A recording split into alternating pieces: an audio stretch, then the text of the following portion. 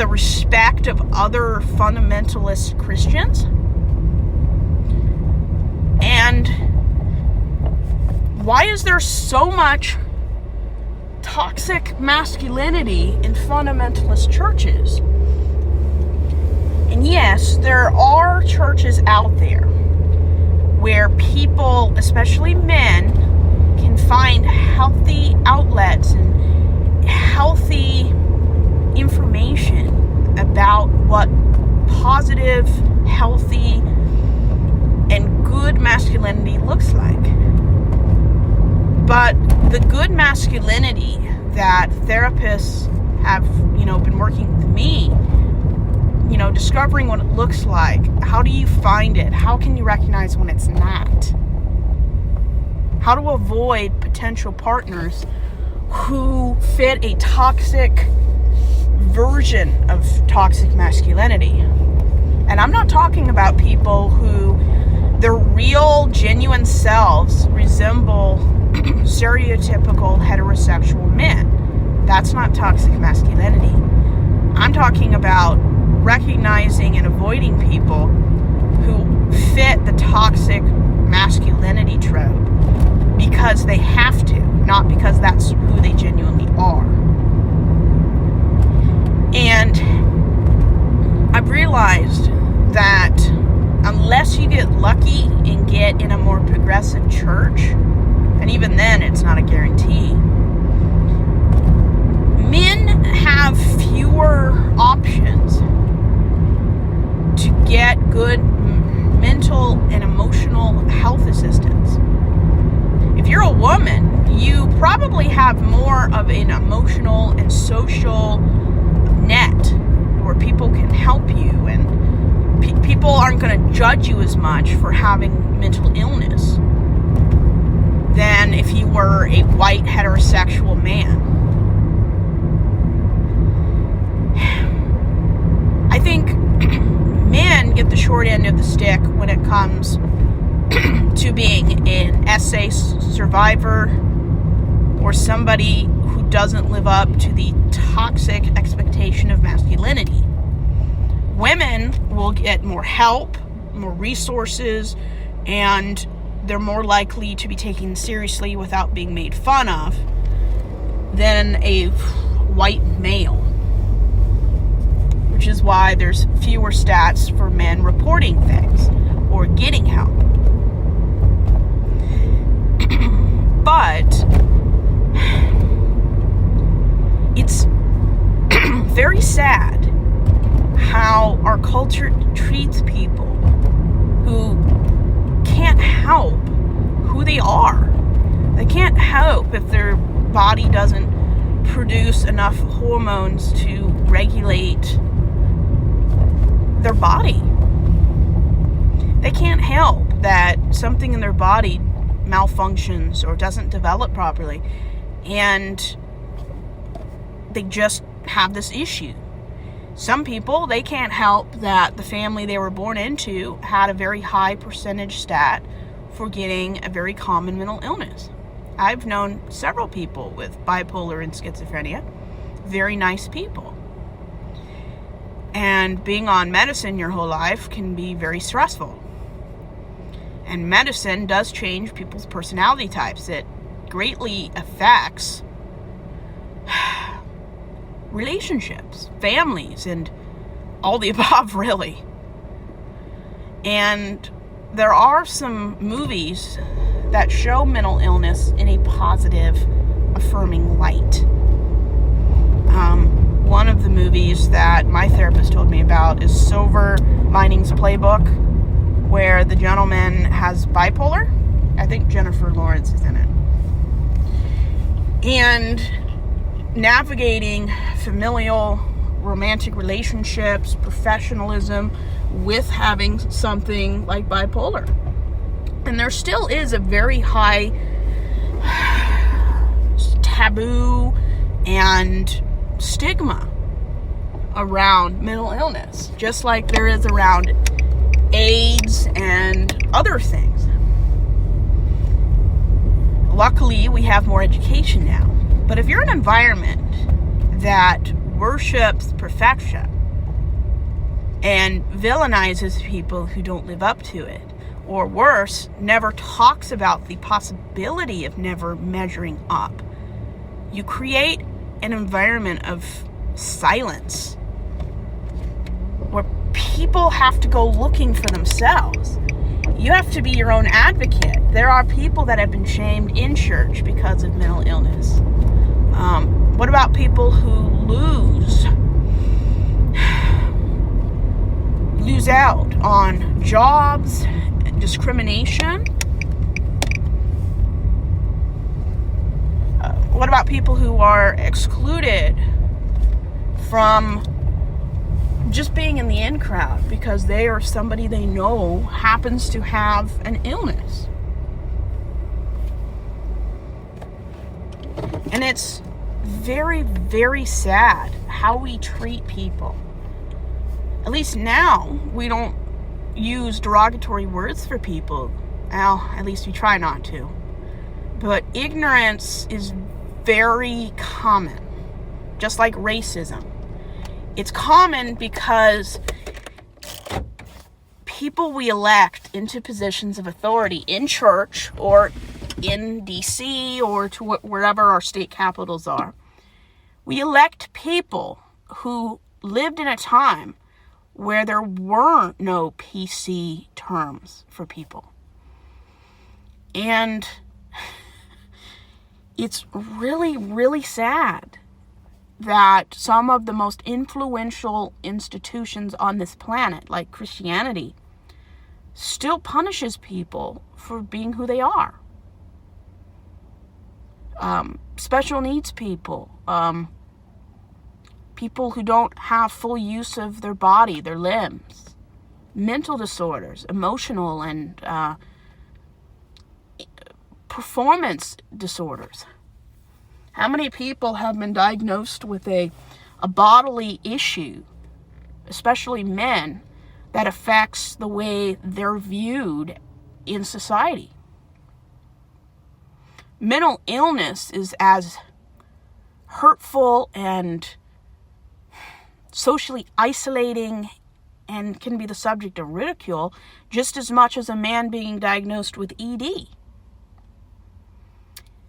And when society and our religions expect people to be perfect, and even Christianity, we are punished for not being perfect. The person they call God or the Savior died because we weren't perfect. Imagine growing up and knowing that a human being was brutally murdered because you can't be perfect. And there's so much pressure to conform. And when you can't or won't conform due to things in or outside your control, we punish people for being different. We take advantage of people who can't advocate for themselves. And a lot of people who don't get the help they need or haven't a clue that they need help at all because of the ignorance in our culture, a lot of them end up dead, destitute, on drugs, or on the down because they can't survive with the life they have without medication, therapy, and a support system. There's as much shame in having a mental illness or being in a group with someone or in a family that has mental illness as there is in a Christian home just being gay. And there shouldn't be any shame about any of those things, but there is. Because the first thing people think of, if they're very ignorant, is, what did you do to deserve this? Or did somebody in your family cause this problem? And when the most influential religious organization on this planet sees people as wicked, unperfect people, why are we surprised when it kills people or separates people from having good mental health? acceptance saves about 93% of people who might attempt suicide. Having a simple conversation with somebody can save 93% of people who are thinking about acting on suicide. And in our culture, unless we view mental illness as something to be learned from or something that we can respect, the people who haven't aren't going to respect themselves unless they get lucky or are in a situation where they can get the help or it's provided for them. And I live in Alaska, and it's one of the most prevalent and well-known places for mental illness. When I was a kid, Alaska was number 1 for the most suicide attempts because we are in darkness 5 months of the year. Mental health is very big up here because of how the weather impacts people's circadian rhythm. And anytime there's weather that isn't sunny for most of the year, like LA, and you live in places that have snow and a darkness, like 6 hours of daylight, 4 to 5 months of the year, it's not going to help or alleviate the worst parts of just anxiety. And just having family that deny that psychology and psychiatry is vital for people to live normal or to find a new normal life that they can enjoy. This is what Christianity does to people. And they believe that going to see a licensed medical professional with a PhD is going to lead them away from God or invite demons into their life. I mean, if a religion makes you that afraid of getting help from someone who has done decades of schooling and shadowing and providing health care to people, maybe people need to rethink, maybe my religion isn't helping me.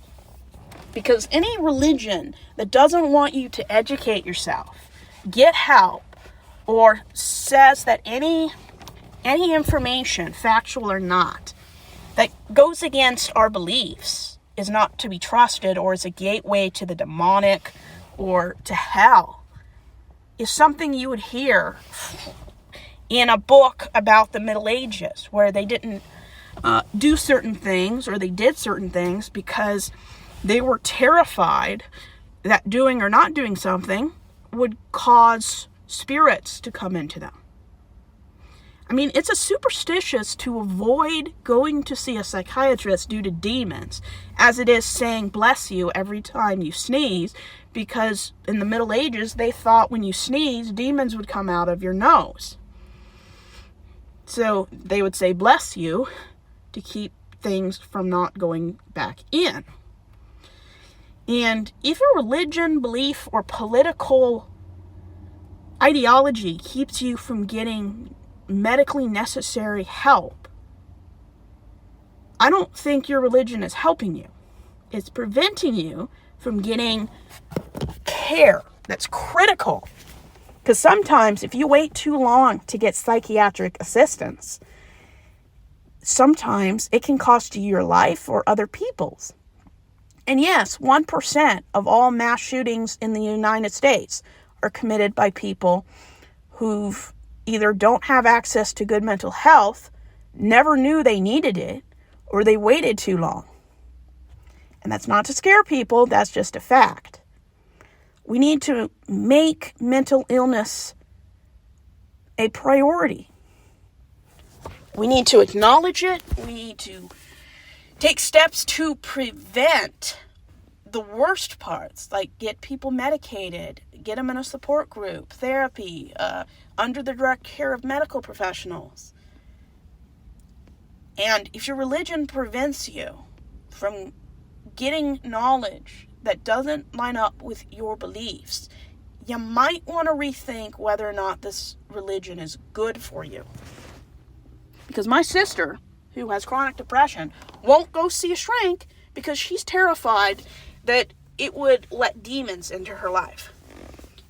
I've never heard of a demon jumping into somebody for sitting on somebody's sofa. It's because, in their mind, psychology and psychiatry, the beliefs of psychology is based on humanist ideology. And yet, praying to God isn't going to cure you.